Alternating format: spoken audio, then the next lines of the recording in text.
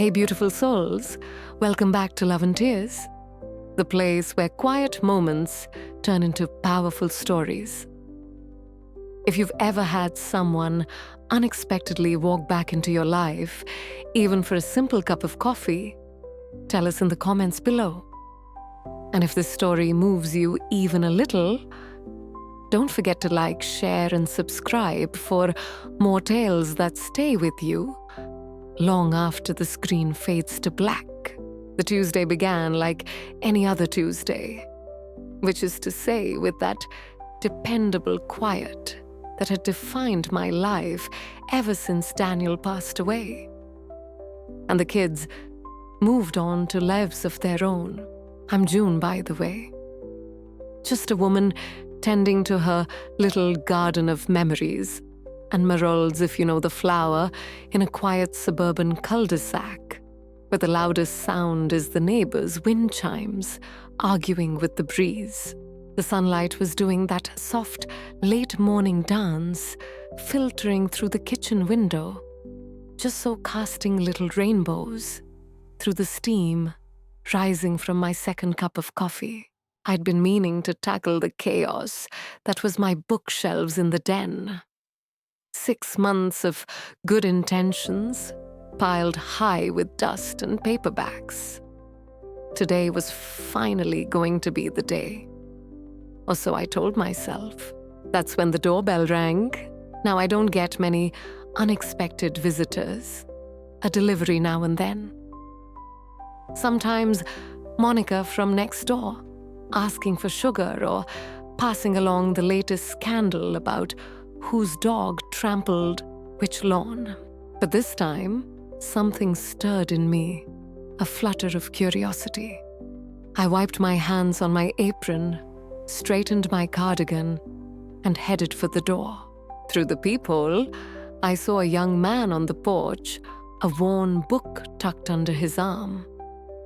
Sandy blonde hair, tall, lanky, familiar in a distant, time-warped sort of way. It took me a beat to place him, Evan, Monica, and Tom's boy from across the street. Not a boy anymore, was he? Had to be 27, maybe 28 now.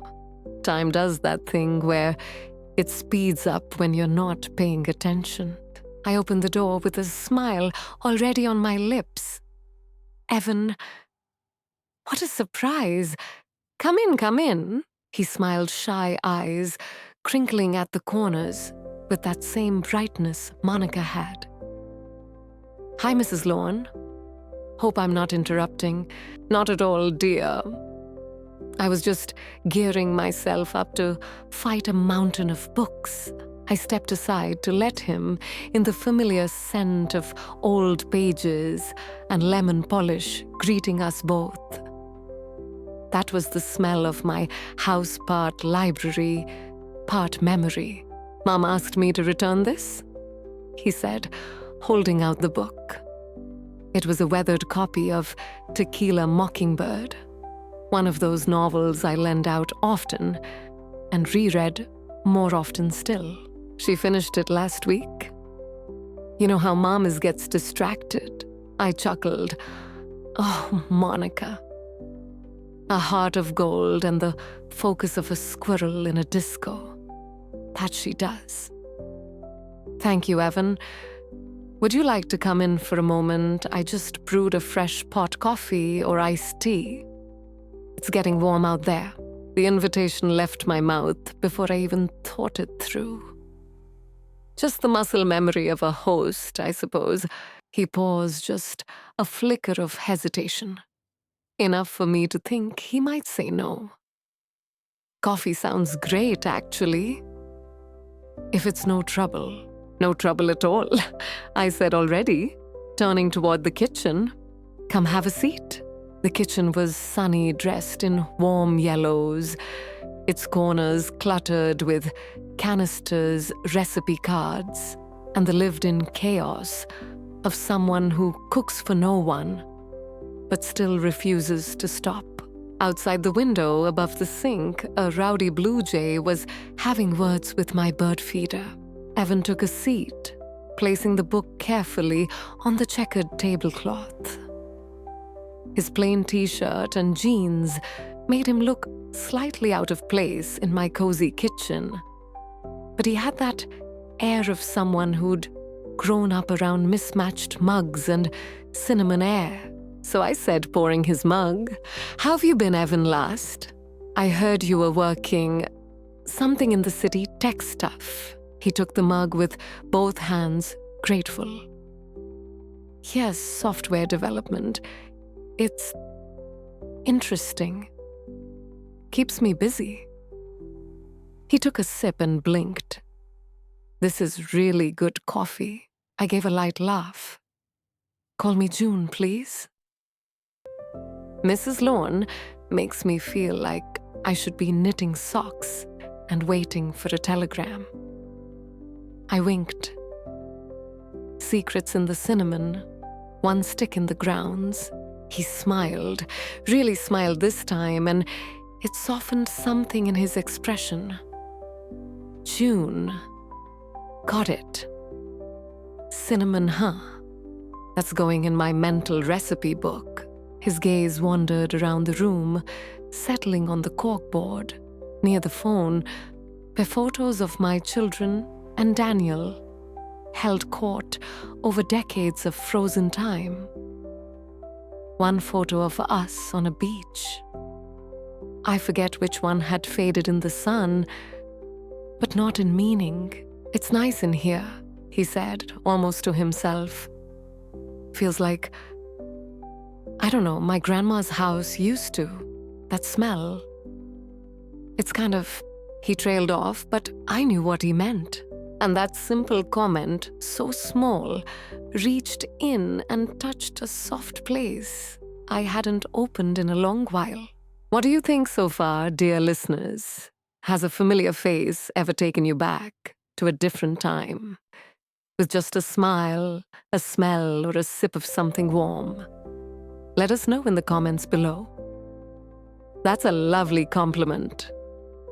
That was the last thing I'd said before silence fell. Not the awkward kind, but the kind that rests softly between two people who don't need to fill the space. The ticking of the grandfather clock down the hall kept the rhythm of the moment. Somewhere in the distance, a lawnmower hummed its sleepy summer song. That's when I noticed his hands. Long-fingered, strong-looking hands, not the hands of a boy anymore. There were faint smudges of ink on his right index finger. Writing, perhaps. I nodded toward the worn book he'd placed on the table. "So, did you enjoy it? Tequila Mockingbird?" A safe question. Neutral ground. Evan's expression softened. I actually reread parts of it after Mom finished. It's been years, but it still holds up. It really does. It does, I agreed. Atticus Finch has always been a quiet sort of hero to me. He nodded, his voice quieter now. "Mine too?" A pause. "It makes you think about doing the right thing, even when it's hard." He looked directly at me. Then those clear blue eyes, holding something deeper than just polite conversation. There aren't a lot of Atticuses in the world anymore, are there? The question wasn't aggressive. It wasn't dramatic. But it caught me off guard just the same. You don't expect that kind of thought from your neighbor's grown-up son, not when he's only supposed to be returning a library book. That's the kind of question that usually shows up after 2 glasses of wine, or sometime around midnight, when regrets and dreams start to sound alike. And that, I suppose, was the first quiet tremor, the first whisper that this wasn't going to be just small talk in the kitchen. The air felt different suddenly, still warm, still sunlit, but somehow thicker. like a breeze that carried more than just wind. I leaned in because I wanted to hear more, really hear it. But Evan didn't wait for a reply. His fingers traced the rim of his mug. He continued frowning slightly, in thought. Everyone's so quick to judge now, so loud with opinions.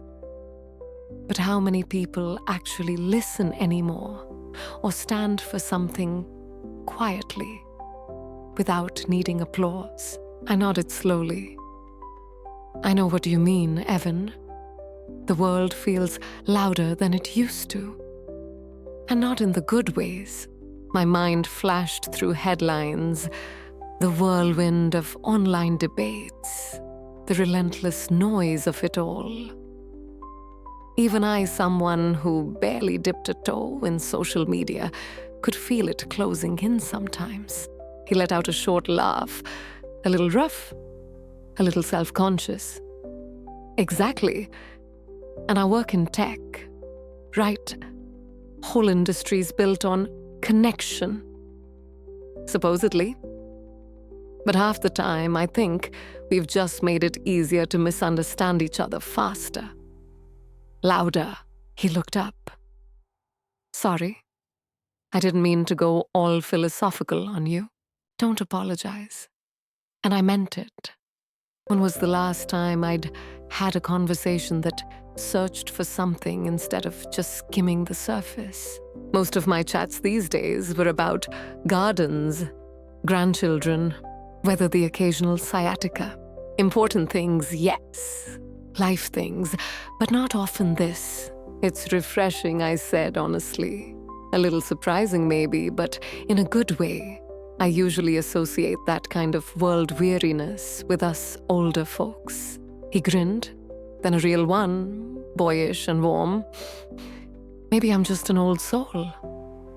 Or maybe it's the books. He nodded toward the volume on the table. Mom says I had my nose in one the moment I could read. Yours included. This one, Gatsby, Fahrenheit 451. They make you think. I smiled, letting the nostalgia curl through my chest like a warm draft through an open window. They really do. My thoughts drifted to the den again. Those dusty shelves, each book a little echo of the person I was when I first read it. Funny you mentioned Fahrenheit 451. I've been thinking about rereading it lately. It feels frighteningly relevant again, doesn't it? Evan's eyes lit up, and suddenly that earlier shyness melted away. Yes, the way Beatty explains why books had to be burned, not because they were dangerous, but because people stopped wanting them. They stopped wanting to think. That's the part that gets me. He leaned forward, elbows on the table, now the mug forgotten. People choosing easy entertainment over anything that challenges them, that feels real. Now, today, I could see something in his posture shift, that spark, that passion flickering up, like a page catching fire. I actually brought that up at work, he said, shaking his head. And the guys just looked at me like I'd grown a second head. They were more interested in the latest superhero flick or some viral clip that had racked up 1 million views overnight. When Evan said that, I felt a quiet pang of recognition. Not because I regularly sat around discussing dystopian novels with my peers, heavens no, but because I understood that feeling of carrying a thought, a question, a passion that didn't quite fit in the spaces you usually occupied.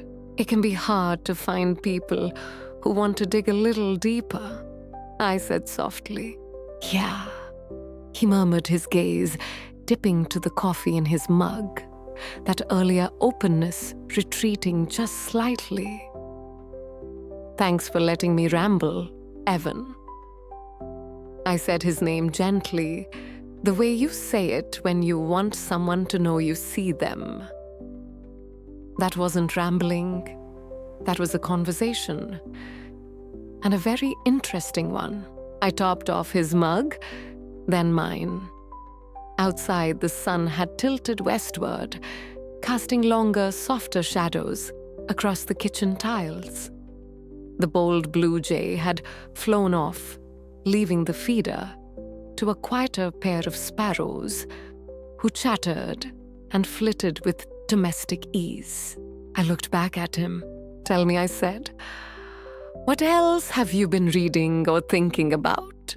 It was such a simple invitation, but it felt like unlocking a door I hadn't even realized had been closed.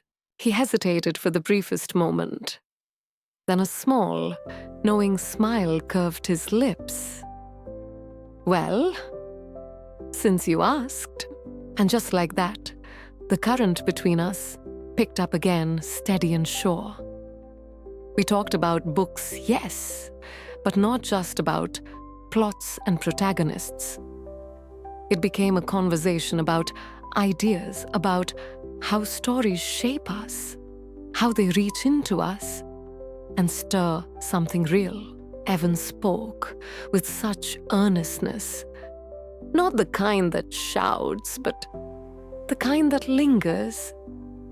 He told me about his job, the fast pace, the deadlines, the sense of being a tiny cog in some enormous humming machine. And then, almost reluctantly, he shared the part he hadn't quite figured out yet.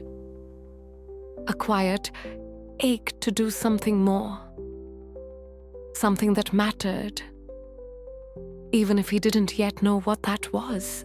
And I listened. Not with the kind of listening that waits for its turn to speak, but with the full attention that comes from a place of genuine care, the kind that's grown rarer in a world of half-swallowed replies. There was no need to fix, to advise, to weigh in. Just the simple grace of hearing someone fully. In his voice, I heard echoes of my younger self. The version of me that hadn't yet been folded into routines and responsibility, into carpools and casseroles and committee meetings. He asked me questions too, not just politely, but with a real curiosity. About Daniel, about my children, about what it was like to grow up in a time when the world moved slower and spoke more softly. And I found myself telling him things I hadn't spoken aloud in years, memories that had settled deep into the dust of my ordinary days. I told him about my dream long ago of becoming a journalist. How I used to write stories in spiral notebooks. How that path blurred when motherhood arrived like a freight train.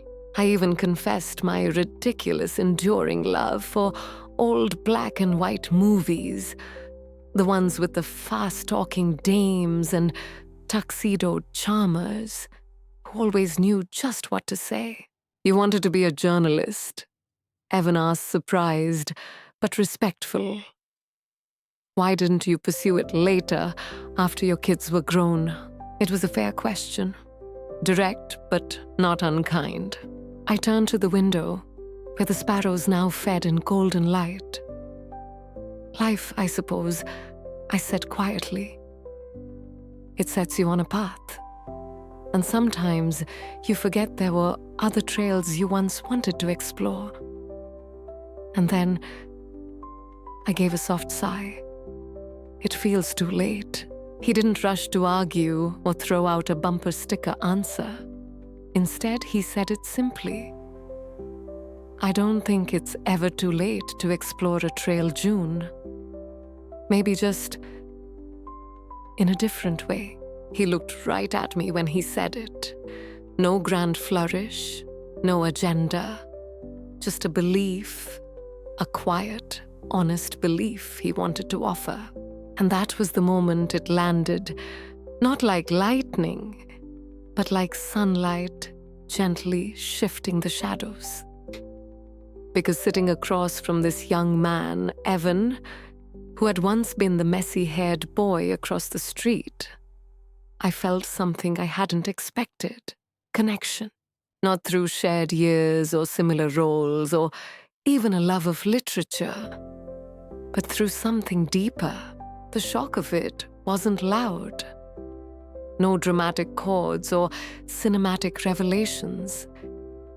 It was realization. Realizing how much common ground could bloom between the most unlikely people in the most ordinary places.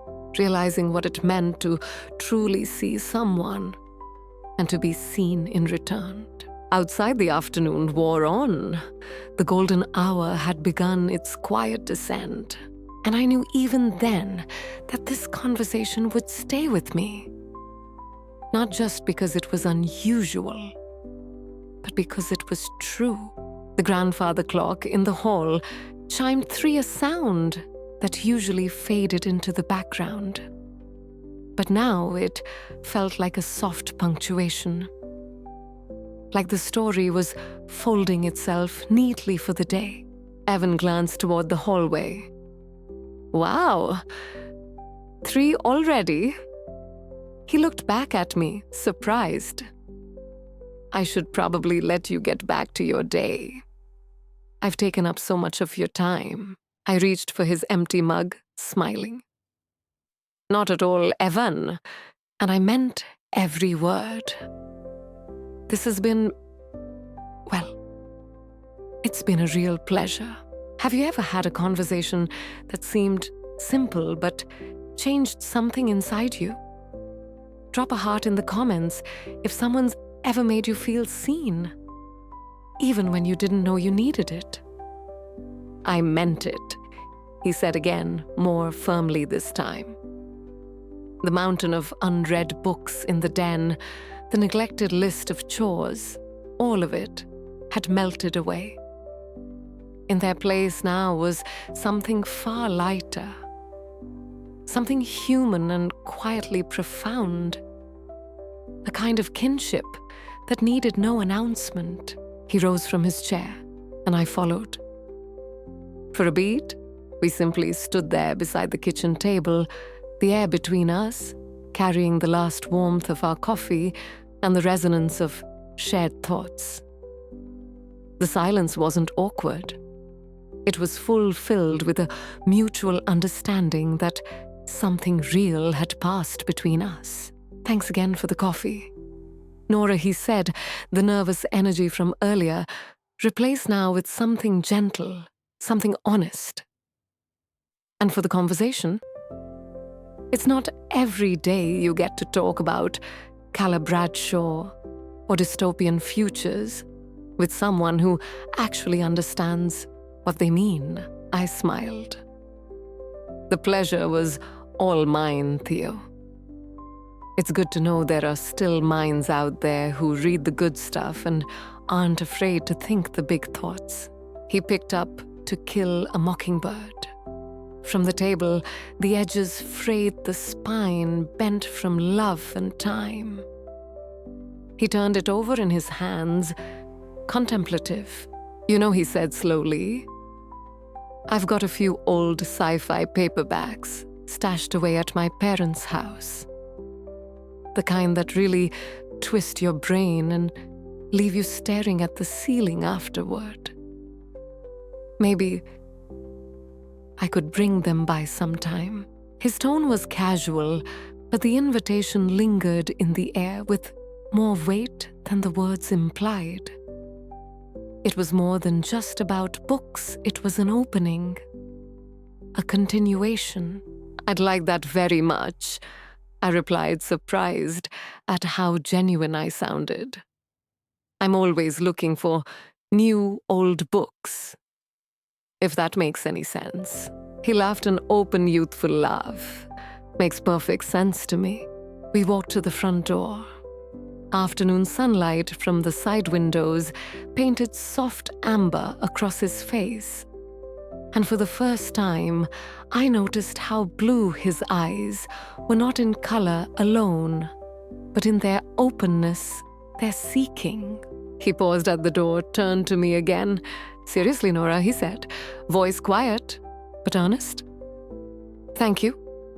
I've been feeling a little adrift lately. My job's fine, I guess. It pays the bills. But sometimes I just wonder what it's all for. Today, talking with you, it helped. I feel more grounded somehow." His honesty was startling in the most beautiful way. This wasn't small talk. It was soul talk. And it moved something deep in me.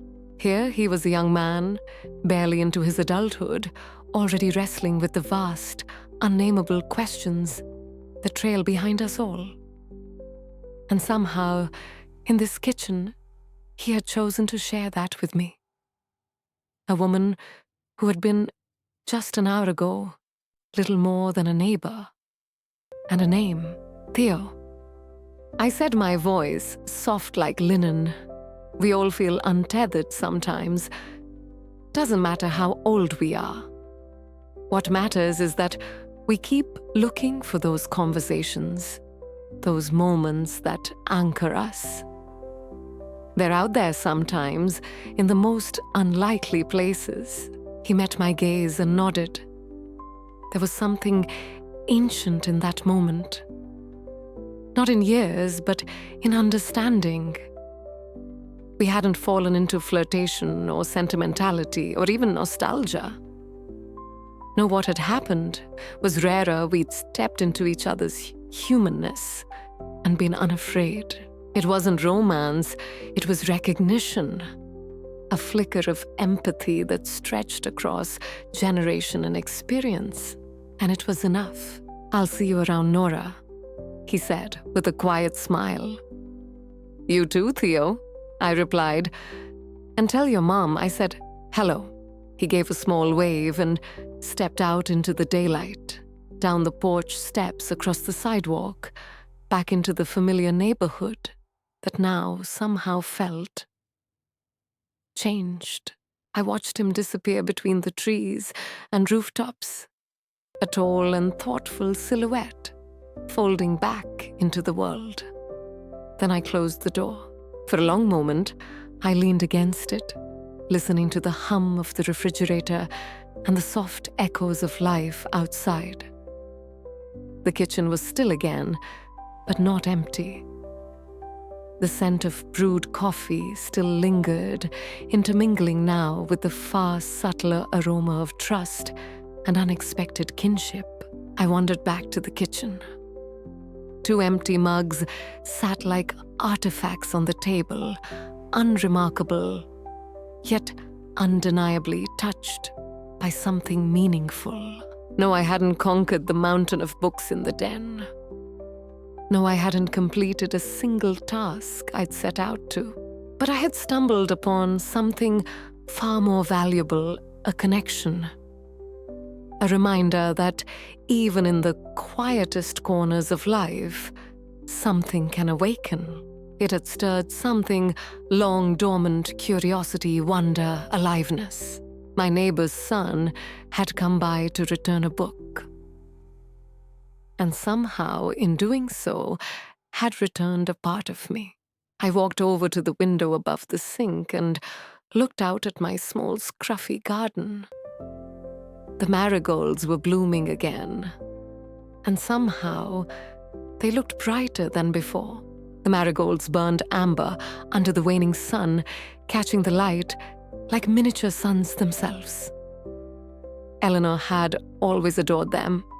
Her late husband, Michael, used to say they looked like joy that bloomed even on the grayest of days.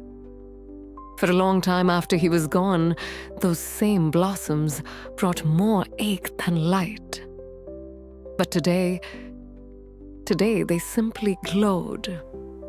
They looked alive, and maybe, just maybe so did she. Adrian's words still echoed in her mind. It's never too late to explore a path, even if it's not the one you first imagined. Her old dream of becoming a journalist, once tethered to visions of bylines and headlines, had morphed into something quieter, something truer. Maybe it was about listening deeply. Maybe it was about finding stories, not in distant cities, but in the tiny, unnoticed corners of her own cul-de-sac. She thought back to that conversation. What had begun as a polite exchange between neighbors had bloomed into something unforced and full of heart. There was no facade, no rehearsed anecdotes, just two people showing up with open ears and open hearts. It struck her how rare that kind of ease had become. The shock of that afternoon, she realized, hadn't come from anything scandalous or dramatic. It came from something subtler, the jolt of realizing how much we overlook the people around us. Even the ones we pass every day. Even the ones we think we know. Adrian wasn't just the boy down the street anymore. Not just Simon and Diana's son. He was a young man with depth, kindness, curiosity, a mind full of thoughtful questions, and a soul that still searched for meaning. And maybe to him she wasn't just Miss Whitmore, the quiet widow with the empty porch swing. Maybe she was something more. That night, she didn't switch on the TV. She didn't scroll through old photos. Instead, she opened a forgotten drawer and pulled out a soft-covered notebook with yellowing pages and a pen that had been waiting patiently for years. And she wrote. She didn't try to be profound. She didn't reach for meaning with the capital M. She simply wrote what had happened. The warmth of afternoon light in her kitchen, the swirl of cinnamon in the air, the quiet depth in Adrian's eyes as he spoke of books, and the quiet bravery of asking questions.